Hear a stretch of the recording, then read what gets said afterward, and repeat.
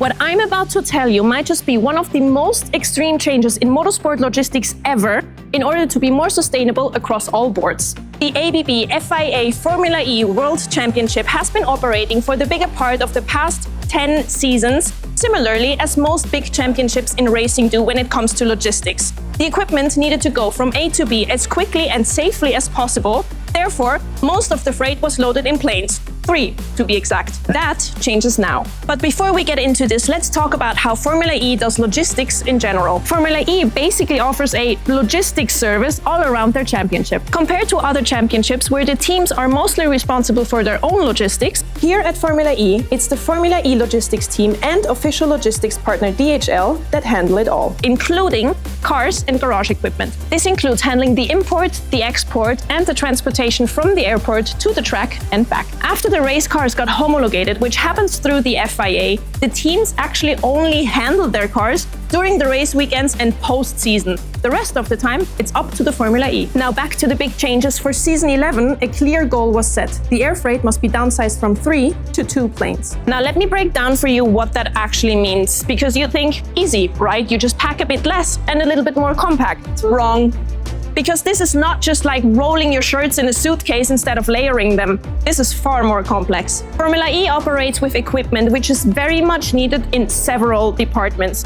Screens for the FIA in race control, cameras for broadcasting, and the timing system infrastructure from Alcamel Systems. Office equipment for literally anyone involved. Spare parts for ABB chargers, safety cars, digital panels, and on and on and on. A total of 300 tons of equipment was used in the seasons before, and I say was for a very good reason. Honestly, the rolling of the t-shirt thought is not completely wrong here. Formula E and their partners went to extensive lengths to find ways to reduce weight in their freight.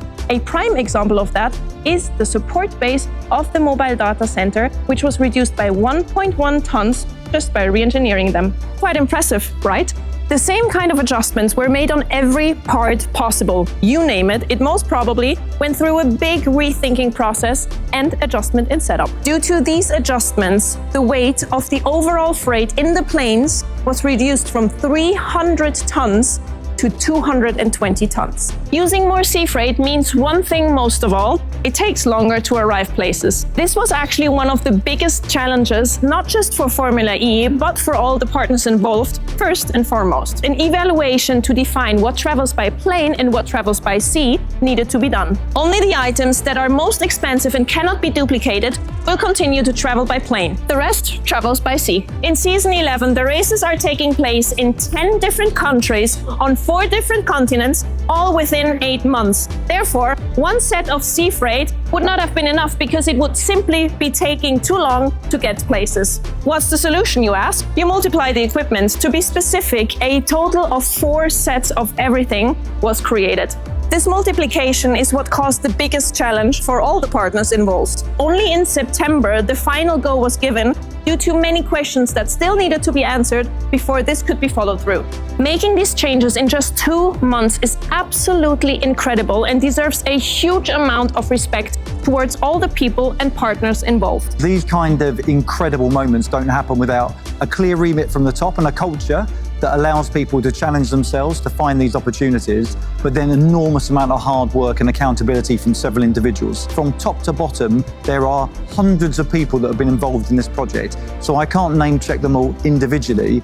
Everybody who's been involved will know, and hopefully they're watching this, but an enormous thank you to everybody, because this is game-changing in the world of sustainability, and hopefully it will challenge more and more organizations to look differently at how they run their businesses. Multiplying the equipment still made more sense than keeping all of the freight in the 3 planes, not just financially, but also ecologically. This shift from air freight to sea freight had to happen without compromising the logistics. This strategy to move items into sea freight was based on cost effectiveness and sustainability, considering the long-term benefits of chartering airplanes, which includes the aim to balance the reliability of air freight with the sustainability benefits of sea freight, optimizing the logistics process of Formula E. The sustainability aspects behind these changes made is what is absolutely astonishing. Thanks to the 3rd plane removal, Formula E estimates to be able to reduce their freight-related emissions by at least 25%.